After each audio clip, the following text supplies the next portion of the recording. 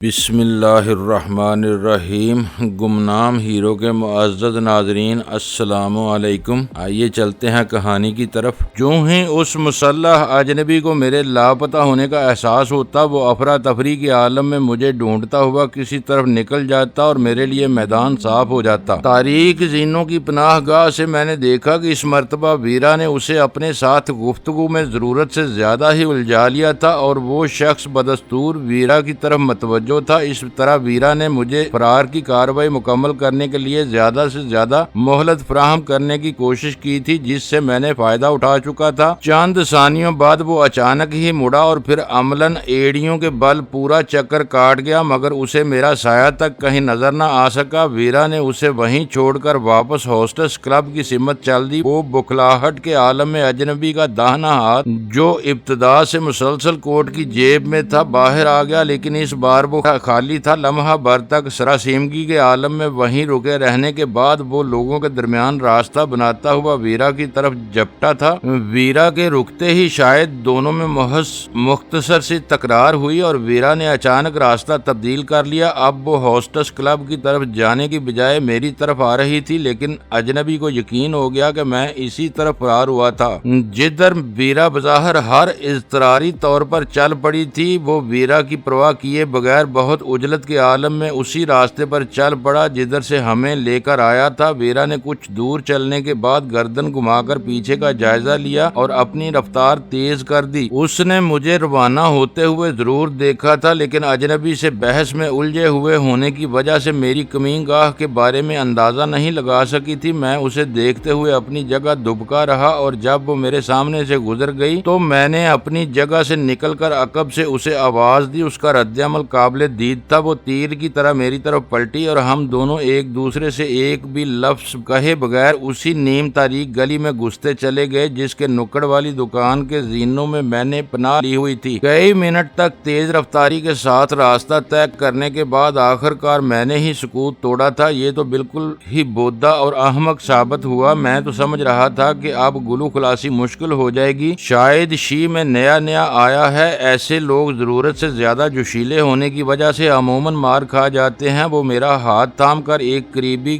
گلی میں مڑتے ہوئے ہنس کر بولی۔ میرے بارے میں رعایت کا اعتراف کر کے اس نے اپنے لیے خود مصیبت پیدا کر لی، ورنہ وہ بڑے آرام سے اپنا مقصد حاصل کر سکتا تھا۔ داؤد نے اس بار ضرورت سے زیادہ تیزی اور پھرتی دکھائی ہے۔ میں نے تشویش زدہ لہجے میں کہا، تمہارے ایکسیڈنٹ کی جھوٹی اطلاع دے کر ایش برن کو بھی اغوا کرایا گیا ہوگا۔ اس تک رسائی کا مطلب ہے کہ وہ لوگ مختصر سی مدت میں آئزک پر بھی ہاتھ ڈال چکے ہیں۔ میں قرب و جوار سے گزرتے ہوئے راہ گیروں سے بالکل بے خوف تھا، کیونکہ ہم دونوں کی ساری گفتگو اردو میں ہو رہی تھی۔ ویرا عام طور پر علیحدگی میں مجھ سے اردو ہی میں بات کرتی تھی۔ اس طرح ہم کسی غیر متعلقہ فریق کو متوجہ کیے بغیر بے آسانی اپنا مافی الضمیر ایک دوسرے پر واضح کر سکتے تھے۔ آئزک کی وجہ سے ٹیوڈر ہوٹل مخدوش ہو گیا۔ ہوسٹس کلب کا ٹھکانہ بھی ہاتھ سے جاتا رہا۔ اب مجھے کوئی اور غیر معروف ہوٹل تلاش کرنا ہوگا، وہ سنجیدگی کے ساتھ بولی۔ ہوسٹس کلب کے تجربے کی روشنی میں مجھے پورا یقین ہے کہ ٹیوڈر ہوٹل کی کڑی نگرانی شروع ہو گئی ہوگی۔ وہ تم پر ہاتھ ڈالیں یا نہ ڈالیں، لیکن تمہیں ایک پل کے لیے بھی اپنی نگاہوں سے اوجھل نہیں ہونے دیں گے۔ میں نے کہا، بظاہر ٹیوڈر ہوٹل بھی غیر معروف اور بدنام ہے۔ تمہارے وہاں نہ پہنچنے کی صورت میں وہ لوگ لندن کے ایسے تمام اقامتی اڈوں کو کھنگال ڈالیں گے۔ میری رائے میں تو تمہیں اب ایسا قدم اٹھانا چاہیے جس کا وہ تصور بھی نہ کر سکیں۔ تم کیا کہنا چاہ رہے ہو؟ اس نے الجھن امیز لہجے میں کہا۔ تمہیں نام بدل کر کسی معروف ہوٹل میں قیام کرنا چاہیے، بلکہ امپیریل ہوٹل ہی تو سب بہتر ہے۔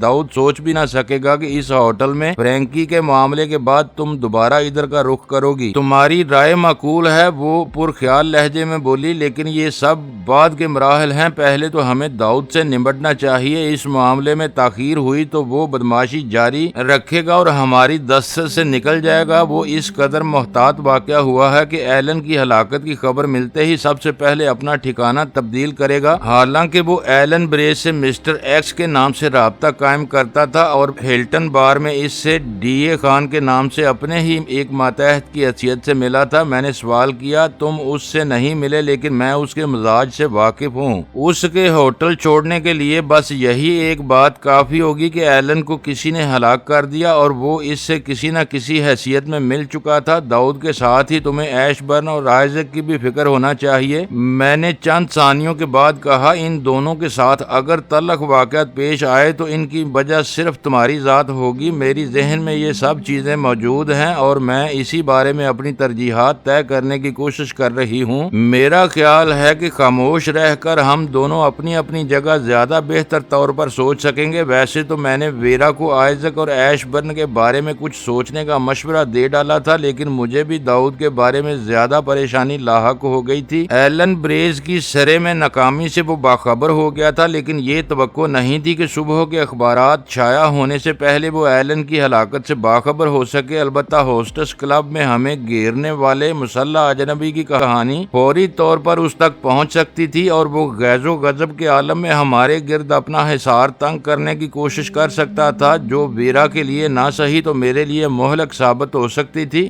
ویرا ہم سے الگ ہوئی تو اس کے تیور بہت جارحانہ تھے۔ وہ داؤد کے بارے میں تازہ ترین صورتحال کا جائزہ لینے کے لیے تنہا ہلٹن ہوٹل گئی تھی۔ اس نے سوچ لیا تھا کہ وہ حتی الامکان داؤد کی نگاہوں سے بچنے کی کوشش کرے گی، لیکن اس سے اتفاقاً سامنا ہو ہی گیا تو راہ فرار اختیار کرنے کی بجائے اسے ایسی کھری کھری سنائے گی کہ اس کی طبیعت صاف ہو جائے گی۔ اس کی واپسی خلاف توقع بہت تاخیر سے ہوئی، لیکن اس کا موڈ بہت خوشگوار تھا۔ اس نے ہوٹل کے استقبالیہ کاؤنٹر سے معلوم کیا تو کمرہ نمبر 510 کی چابی کی کی بورڈ پر موجود نہیں تھی، جس کا مطلب تھا داؤد کمرے میں یا ہوٹل ہی میں موجود ہے۔ یہ اطلاع مل جانے کے بعد ویرا نے ہوٹل کے ڈائننگ ہال، بال روم، بار، ریستوران اور بلیئرڈ روم سے لے کر لابی تک کا ہر کونا کھنگال ڈالا جہاں ہوٹل میں ٹھہرنے والے وقت گزاری کے لیے ہو سکتے تھے، لیکن وہاں کہیں بھی داؤد کا پتہ نہیں تھا۔ اس کے باوجود ویرا لفٹ سے اوپر گئی تھی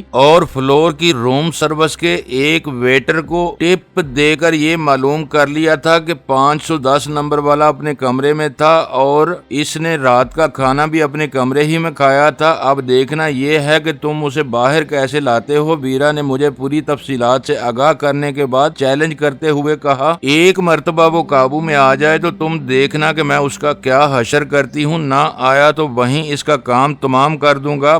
ڈر بس یہ ہے کہ کہیں اس کے دھوکے میں کوئی بے گناہ میرے ہاتھوں نہ مارا جائے۔ اس کے ملاقاتیوں میں کوئی پارسا نہیں ہے۔ یہ اندیشہ تو اپنے ذہن سے نکال ہی دو، لیکن اسے زندہ پکڑنا ہمارے لیے ہر اعتبار سے بہتر ثابت ہوگا۔ ویرا نے پرجوش لہجے میں کہا، میں تمہیں اس کے خد و خال کے بارے میں بہت کچھ بتا سکتی ہوں، لیکن اس کا کوئی بھروسہ نہیں کہ وہ کس قسم کے فلمی جاسوسوں کی طرح بہروپ بدلتا رہتا ہے۔ میں نے اسے متعدد مواقع پر مصنوعی بالوں کی ایسی وگیں استعمال کرتے دیکھا ہے کہ اس کے اصل بالوں کے بارے میں یقین سے کچھ نہیں کہہ سکتی۔ اسی طرح لاہور اس کی آنکھیں سیاہ تھی، لیکن ہیتھرو پر امیگریشن سے فارغ ہوتے ہی اس نے ٹوائلٹ میں جا کر رنگین کانٹیکٹ لینس لگائے اور اس کی آنکھوں کی پتلیوں کا رنگ گہرا سبز ہو گیا، یعنی میرے شکار کی آنکھوں کا رنگ فی الحال سبز ہے۔ میں نے اس کے جوشیلے انداز سے لطف اندوز ہوتے ہوئے سوال کیا، سبز اور سرخ کے چکر میں نہ پڑو۔ وہ چڑھ کر بولی، بس یہ یاد رکھو کمرہ نمبر 510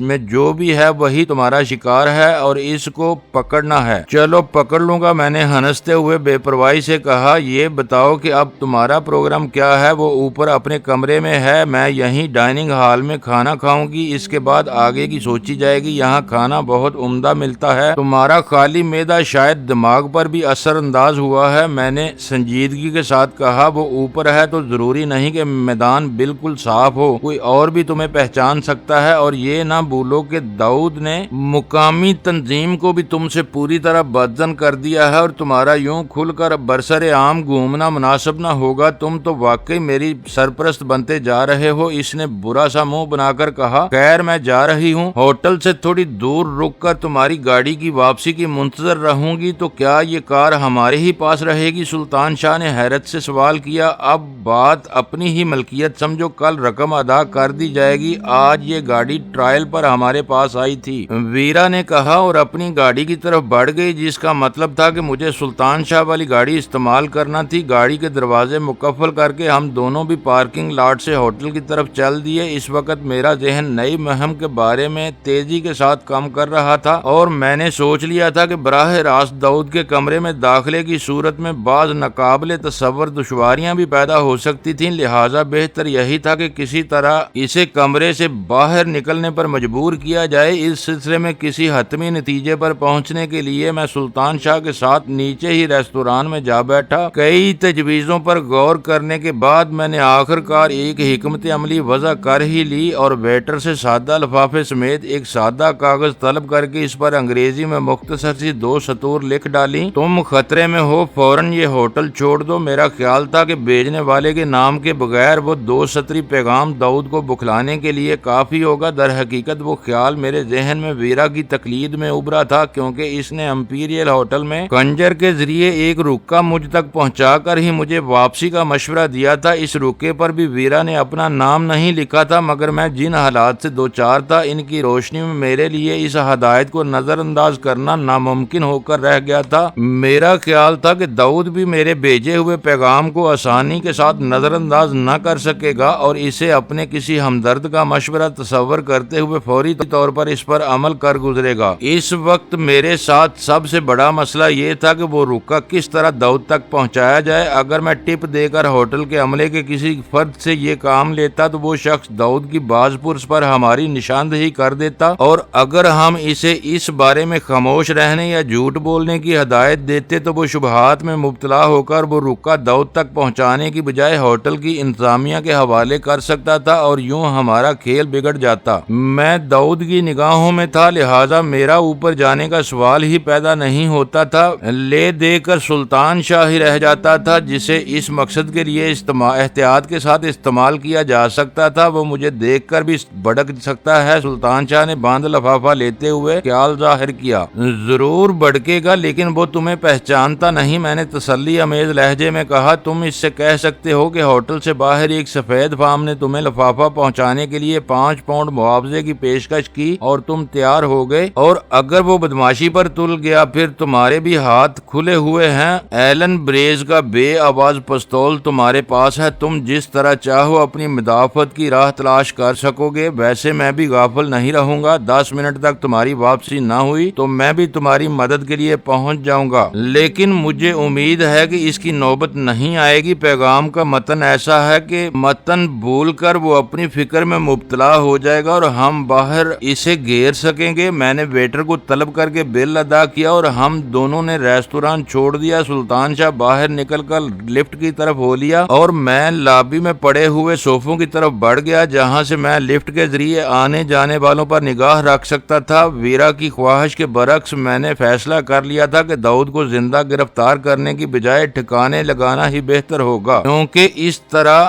ویرا کے لیے ایک نئی مصروفیت پیدا ہو سکتی تھی۔ داؤد سے باز پرس کے نتیجے میں جو حقائق سامنے آتے، ان کی روشنی میں ویرا فوری طور پر شی میں اپنا کھویا ہوا مقام حاصل کرنے کی کوشش شروع کر دیتی اور غزالہ کی تلاش پر اس کی توجہ مرکوز نہ ہو پاتی۔ میں لابی میں آرام سے سگریٹ نوشی کرتا رہا۔ اس دوران میں لفٹ کے ذریعے لوگوں کی آمد و رفت جاری رہی، لیکن میرے اندازے کے مطابق ان میں ایشیائی کوئی نہیں تھا۔ آخر کار سلطان شاہ بھی ایک لفٹ سے نکلتا ہوا نظر آیا اور چند قدم آگے بڑھ کر متجسسانہ انداز میں میری تلاش میں چاروں طرف نظریں دوڑانے لگا۔ میں نے اپنی جگہ چھوڑتے ہوئے فضا میں ہاتھ لہرا کر اسے اپنی طرف متوجہ کیا تو وہ پرجوش انداز میں میری طرف لپکا تھا۔ میں نے بھی تیزی کے ساتھ اس کی طرف پیش قدمی کی اور راستے ہی میں اس سے جا ملا۔ ویرا درست کہہ رہی تھی۔ میرے قریب پہنچتے ہی وہ دبی دبی پرجوش آواز میں بولا، وہ تو بہت ہی زبردست اداکار بلکہ بہروپیہ نکلا۔ اس نے اتنی چالاکی سے حلیہ تبدیل کیا ہے کہ بالکل انگریز معلوم ہوتا ہے۔ تو تمہاری اس سے ملاقات ہو گئی؟ میں نے مسرت امیز لہجے میں سوال کیا۔ اس نے خود ہی دروازہ کھولا تھا اور میں نے کچھ کہے بغیر بند لفافہ اسے تھما دیا۔ سالہ بالکل انگریز بنا ہوا تھا، قد کاٹ سے خاصا جاندار لگتا ہے۔ میں اس کی رائے زنی پر کچھ نہ کہہ سکا کیونکہ اس وقت تک میں نے داؤد کی جھلک بھی نہیں دیکھی تھی۔ اس خبیث کے بارے میں میری معلومات ویرا سے سنی ہوئی باتوں تک محدود تھیں۔ اضافہ اس نے تمہارے سامنے کیوں کیا تھا؟ بہت ذلیل آدمی ہے وہ، اس نے برا سا منہ بناتے ہوئے تلخ لہجے میں کہا۔ مجھ سے لفافہ لیتے ہوئے یوں برا سا منہ بنایا تھا جیسے خود پیدائشی سفید فام ہو۔ میں نے دیکھا ہے کہ یہاں کے رہنے والے بات پہ بات معذرت اور شکریہ کے الفاظ استعمال کرنے کے عادی ہیں، مگر اس نے شکریہ کے 2 لفظ تک نہ کہے اور لفافہ لیتے ہی دروازہ دوبارہ بند کر لیا اور میں وہاں وقت برباد کیے بغیر واپس لوٹ آیا۔ داؤد کا یہ رویہ میرے لیے غیر متوقع تھا، لیکن پھر بھی مجھے خوشی تھی کہ ان دونوں کے درمیان کسی مکالمے کا تبادلہ نہ ہونے کی وجہ سے سلطان شاہ کا بھرم قائم رہا تھا اور وہ کسی شک و شبے کا نشانہ بنے بغیر خیریت کے ساتھ لفافہ پہنچا کر واپس لوٹ آیا تھا۔ داؤد نے وہ پیغام کمرے کا دروازہ بند کرتے ہی پڑھ لیا ہوگا، اور اگر اسے پیغام کی اصلیت پر ذرا بھی شبہ ہوتا تو وہ یقینی طور پر فوراً باہر آ کر سلطان شاہ کے نیچے جانے سے قبل اس بارے میں باز پرس کرتا، لیکن اس کی طرف سے کسی مداخلت کے بغیر سلطان شاہ کی واپسی سے ظاہر ہو رہا تھا کہ داؤد نے اس مختصر پیغام پر یقین کر لیا تھا، اور اب وہ کسی بھی لمحے ہوٹل کے کمرے کو خیر باد کہہ سکتا تھا، اور ہمارے لیے کاؤنٹر کی نگرانی ضروری ہو گئی تھی جہاں اسے ہوٹل کا حساب بے باک کرنے کے لیے آنا تھا۔ بدقسمتی سے میں نے اس کو کبھی نہیں دیکھا تھا، لیکن سلطان شاہ اسے ایک انگریز کے روپ میں دیکھ آیا تھا، لہٰذا میں نے سلطان شاہ سمیت دوبارہ وہیں جم جانے کا فیصلہ کر لیا، اور ہم دونوں لابی کے ایک دور افتادہ گوشے میں جا بیٹھے جہاں ہمارا آسانی کے ساتھ دیکھا جانا ممکن نہیں تھا، لیکن ہم بے آسانی کاؤنٹر پر نگاہ رکھ سکتے تھے۔ ہمیں وہاں بیٹھے ہوئے چند ہی منٹ گزرے تھے کہ سلطان شاہ نے مضطربانہ انداز میں پہلو بدلتے ہوئے مجھے ایک طرف متوجہ کیا، اور مجھے یوں محسوس ہوا جیسے کسی نے اچانک مجھے یک بستہ پانی میں غوطہ دے دیا۔ سامنے سے کاؤنٹر کی طرف آنے والا وہی سفید فام تھا جس نے پستول کے بل پر مجھے اور ویرا کو ہوسٹس کلب سے اغوا کرنے کی کوشش کی تھی، مگر میں اسے راستے میں جل دے کر نکل بھاگنے میں کامیاب ہو گیا تھا، جبکہ ویرا کے نام سے واقف ہونے کے بعد وہ خود ہی اس سے پیچھا چھڑانے کے چکر میں تھا۔ اس کے پیچھے ایک پورٹر وزنی سوٹ کیس اٹھائے چلا آ رہا تھا، جس مطلب تھا کہ سفید فام ہوٹل چھوڑ کر جا رہا تھا، مگر مجھے اس کی ذات میں دلچسپی نہیں رہی تھی، بلکہ یک بیک سلطان شاہ پر غصہ آنے لگا تھا۔ کیا بات ہے؟ مجھے اپنی طرف گورتے دیکھ کر اس نے بکھلائے ہوئے لہجے میں سوال کیا۔ تم بالکل احمق ہو، میں نے غصیلے لہجے میں کہا۔ کیا وہ لفافہ تم پر اسی کے حوالے کیا تھا؟ کمرہ نمبر 510 پر دستک دینے پر یہی باہر نکلا تھا، اس نے مدافعانہ لہجے میں کہا۔ کیا یہ داؤد نہیں ہے؟ یہ وہی خبیث ہے جس نے تھوڑی دیر پہلے مجھے اور ویرا کو ہوسٹس کلب میں گھیرا تھا۔ کمال ہے کہ تم قریب سے دیکھنے پر بھی اصل چہرے اور میک اپ میں تمیز نہیں کر سکے۔ اوہ، تو وہ لمحہ بھر کے لیے سامنے آیا تھا۔ اس کے دروازہ کھولتے ہی میں نے لفافہ اس کی طرف بڑھایا اور اس نے لفافہ لیتے ہی دروازہ بند کر لیا۔ دوئم راہداری میں روشنی بہت ہلکی ہے۔ پھر سب سے بڑی بات یہ تھی کہ میرے ذہن میں ویرا کی بتائی ہوئی تفصیلات تازہ تھی۔ میں سمجھا کہ داؤد ہی نے میک اپ کیا ہوا ہے۔ میں سلطان شاہ کو گھورتے ہوئے سوچتا رہا کہ سفید فام کاؤنٹر پر غالباً اپنا حساب بنوا رہا تھا۔ داؤد کے بارے میں میرا منصوبہ خاک میں ملتا ہوا نظر آ رہا تھا۔ ایلن بریز کے اعترافات کی روشنی میں مجھے پورا یقین تھا کہ وہ ہلٹن ہی میں مقیم تھا، لیکن سفید فام نے وہاں سے برآمد ہو کر ساری توقعات پر پانی پھیر دیا تھا۔ بہرحال یہی کافی تھا کہ وہ سفید فام بھی داؤد کے آدمیوں میں سے تھا، اور اگر تھوڑی دیر پہلے اس نے مجھ پر ہاتھ ڈالنے کی کوشش کی تھی تو اب میں اس کو گھیر کر اپنا حساب بے باک کر سکتا تھا۔ شاید اسی سے یہ بھی معلوم ہو سکتا تھا کہ میرے بھاگنے کے بارے میں اس نے داؤد کو کس ٹھکانے پر اپنی ناکامی سے مطلع کیا تھا۔ میرا ذہن تیزی کے ساتھ پوری صورتحال کے تجزیے پہ لگ گیا، مصروف تھا۔ سفید فام داؤد کے لیے کام کر رہا تھا تو میری طرف سے ملنے والی جعلی پیغام کو بھی اسی سے منسوب سمجھ بیٹھا، مگر اس تمام چکر میں ایک بات میرے ذہن میں کھٹک رہی تھی کہ گروہ بند مجرمانہ سرگرمیوں میں ملوث رہنے والے لوگ عام طور پر آپس میں پیغام رسانی کے لیے عجیب و غریب بلکہ بعض اوقات مضحکہ خیز طریقے استعمال کرتے ہیں، لیکن پھر بھی کسی اجنبی کے ذریعے ملنے والے بند لفافے کو دیکھتے ہی فطری تجسس سے مجبور ہو کر لفافے کو فوراً نہ کھولنا میرے نزدیک ناقابل فہم بلکہ معنی خیز تھا۔ سفید فام سلطان شاہ سے لفافہ لے کر جس انداز میں کمرے میں واپس چلا گیا تھا، اس سے شبہ ہوتا تھا کہ کمرے میں کوئی اور بھی موجود تھا جو اس کمرے کے پتے پر آنے والے لفافے کو کھولنے کا مجاز تھا، اور سفید فام نے بول بند لفافہ اسی کے حوالے کیا ہوگا۔ غصے کی ابتدائی لہر معدوم ہوتے ہی میرے ذہن میں صورتحال رفتہ رفتہ واضح ہونے لگی، اور میں نے پوری قوت کے ساتھ ہی سفید فام پر ہاتھ ڈالنے کا فیصلہ کر لیا۔ ایلن بریز کی فراہم کی ہوئی معلومات 100% درست تھیں اور داؤد ہوٹل کے اسی کمرے میں مقیم تھا، مگر یہ ایک اتفاق تھا کہ جس وقت سلطان شاہ لفافہ دینے کے لیے اس کمرے میں پہنچا۔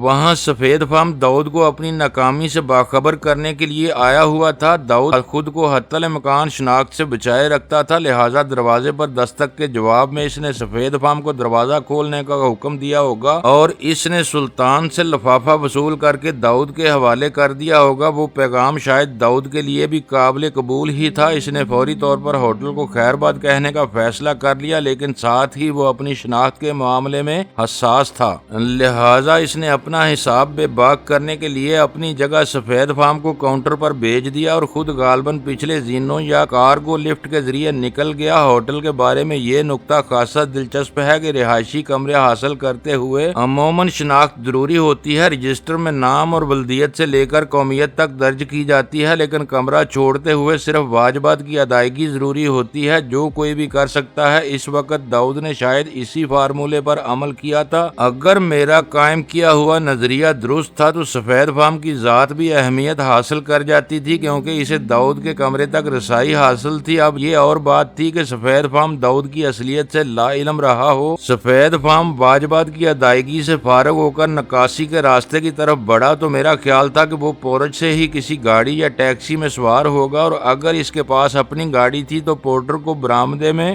روک کر پارکنگ لاٹ سے گاڑی پورچ میں لا کر سامان لیتا ہوا باہر روانہ ہو جائے گا۔ میرے اشارے پر سلطان شاہ مجھ سے آگے ہو لیا تھا اور میں اتنے فاصلے سے چل رہا تھا کہ سفید فام چلتے چلتے اچانک ہی پلٹ پڑے تو میں فوری طور پر کسی آڑ میں پناہ لے سکوں۔ اسی ترتیب سے باہر نکلنے پر مجھے یہ دیکھ کر حیرت ہوئی کہ سفید فام پورٹر کو ساتھ لیے براہ راست پارکنگ لاٹ کی طرف جا رہا تھا۔ سفید فام کا وہ اقدام معنی خیز تھا۔ اس کا مطلب تھا کہ اس کی گاڑی پارکنگ لاٹ میں موجود تھی، مگر وہ کسی وجہ سے اپنی گاڑی روشن پورچ میں نہیں لانا چاہتا تھا۔ میرے وجود میں سنسنی کی ایک لہر سی دوڑ گئی۔ میں جس بساط کو الٹا ہوا محسوس کر رہا تھا وہ اچانک ہی حیرت انگیز موڑ لیتی ہوئی نظر آ رہی تھی۔ پارکنگ لاٹ کی کھلی فضا میں دھندلی سی روشنی پھیلی ہوئی تھی اور ہم چاروں اسیبی سایوں کی طرح کاروں کی قطاروں کے درمیان سے گزرتے ہوئے آگے بڑھ رہے تھے۔ سفید فام ایک کار کے قریب رک گیا۔ وہ پورٹر کو فارغ کرنے کے لیے پرس کی طرف متوجہ ہوا تو اس نے کار کی ڈگی کھولنے کی بجائے سوٹ کے زمین پر رکھوا لیا تھا۔ اس وقفے سے میرے ساتھ ہی سلطان شاہ نے بھی فائدہ اٹھایا اور ہم دونوں نیچے جھک کر سفید فام سے قریب گاڑیوں کی اوٹ میں دبک گئے۔ پورٹر ٹپ لے کر واپس لوٹ گیا تو چند ثانیوں تک خالی الذہنی کے عالم میں کھڑے رہنے کے بعد سفید فام اس کار کی ڈرائیونگ سیٹ کی طرف متوجہ ہوا تھا جس کے قریب وہ موجود تھا۔ اسی لمحے فضا میں اس کی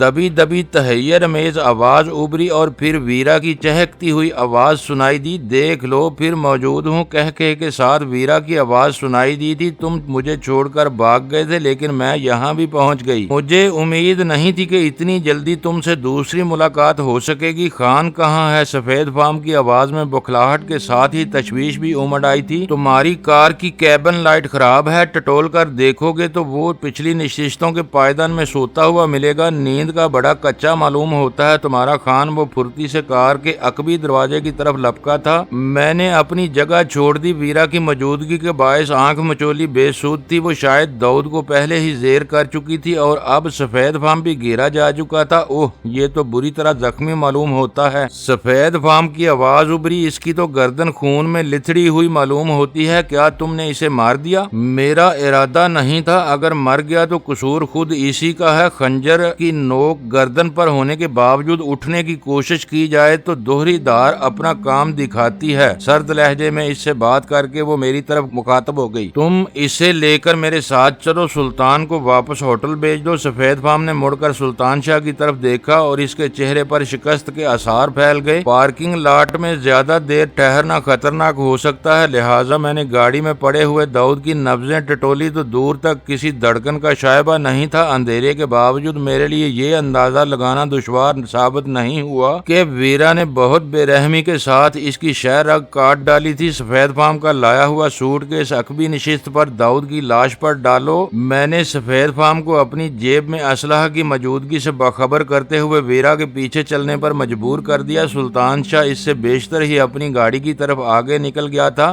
ویرا کی کار کے قریب پہنچ کر میں سفید فام کے ساتھ عقبی نشست پر سوار ہو گیا اور ویرا نے ڈرائیونگ سیٹ سنبھال لی۔ کیا تم نے خان کو واقعی ذبح کر دیا ہے؟ کار کے روانہ ہوتے ہی سفید فام نے گھبرائی ہوئی تشویش زدہ آواز میں سوال کیا تھا۔ وہ غیر متوقع طور پر بدلی ہوئی صورتحال پر خائف نظر آ رہا تھا۔ نبض بند ہونے کے بعد دوبارہ چل پڑے تو اور بات ہے، ورنہ فی الحال تو وہ مر چکا ہے، ویرا نے سپاٹ لہجے میں کہا۔ میں خود اسے زندہ پکڑنا چاہتی تھی، لیکن معلوم ہوتا ہے کہ اس کی موت میرے ہی ہاتھ سے لکھی ہوئی تھی۔ یہ تم نے بہت برا کیا، سفید فام تاسفانہ لہجے میں بولا۔ خان مسٹر ایکس کا خاص آدمی تھا، اس کے قتل پر وہ تمہیں دنیا کے آخری سرے پر بھی زندہ نہیں چھوڑے گا۔ یہ مسٹر ایکس کیا بلا ہے؟ ویرا نے مضحکہ اڑانے والے لہجے میں سوال کیا۔ مجھے تمہارے بارے میں خان نے سب کچھ بتا دیا تھا، لہٰذا میں تمہاری معلومات میں اضافے کے لیے یہ بتانے میں کوئی حرج نہیں سمجھتا کہ گروپ 9 آج کل براہ راست مسٹر ایکس کے احکام کا پابند کر دیا گیا ہے اور اس کی ہدایات خان کے ذریعے متعلقہ لوگوں تک پہنچتی تھیں۔ وہ ویرا سے مخاطب ہو کر بولا۔ اوہ!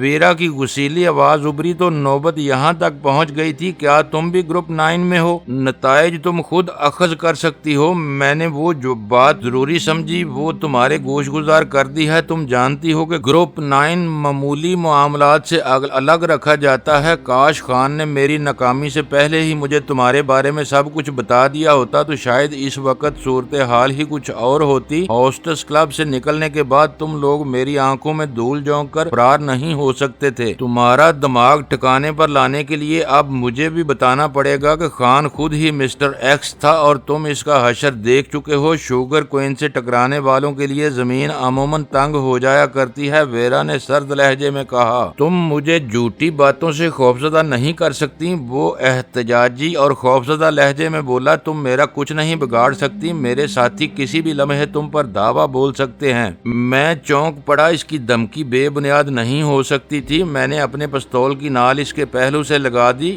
ڈیٹیکٹر کہاں ہے؟ ذرا بھی تاخیر کی تو میں ٹریگر دبا دوں گا۔ کیسا ڈیٹیکٹر؟ وہ انجان بن کر حیرت سے بولا۔ وہی جس کے بل پر تمہارے ساتھی ہمیں گھیر سکیں گے۔ میں ایسی کسی چیز سے واقف نہیں۔ یہ بکواس کر رہا ہے، تم نے اس کی دکھتی رگ پر ہاتھ ڈالا ہے، ویرا نے غصیلے لہجے میں کہا۔ خاص فریکوینسی پر بے آواز الیکٹرانک سگنل نشر کرنے والا یہ قیمتی آلہ گروپ 9 کے ہر رکن کے پاس ہوتا ہے اور یہ 150 میل کے دائرے میں لوکل ہیڈ کوارٹر کے کنٹرول روم کو ہر لمحے ان لوگوں کو پوزیشن کا علم رہتا ہے اور اسی آلے کا ایک چھوٹا سا بٹن دبا دیا جائے تو عام اشارے کی بجائے یہ خطرے کا سگنل بھیجنے لگتا ہے۔ ہیڈ کوارٹر میں سمیت اور فاصلے کا تعین کرتے ہی وہ لوگ اس کی مدد کے لیے کوئی پارٹی روانہ کر دیں گے جو اپنی مشین پر ریڈیائی اشاروں کے منبع کا کھوج لگاتے ہوئے ہم تک پہنچ جائیں گے۔ سب کو جان کر بھی انجان بنتی ہو، اس نے تلخ لہجے میں کہا۔ یہ ٹھیک ہے کہ میں تمہارے لیے موت کا پیغام نشر کر چکا ہوں، تم میری بوٹیاں بھی اڑا ڈالو تو میں تمہیں اس کے بارے میں کچھ نہیں بتاؤں گا اور موت کسی بھی لمحے تمہارا مقدر بن جائے گی۔ تم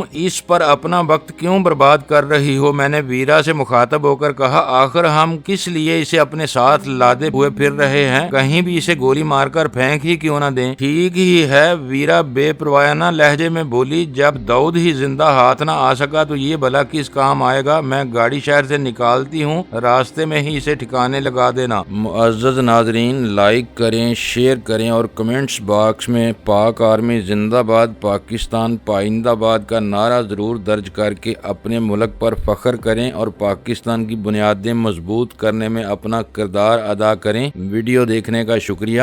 معزز ناظرین، اپنا خیال رکھیے گا اور ہمارے چینل کا بھی۔ ISI پاک آرمی زندہ باد، پاکستان پائندہ باد۔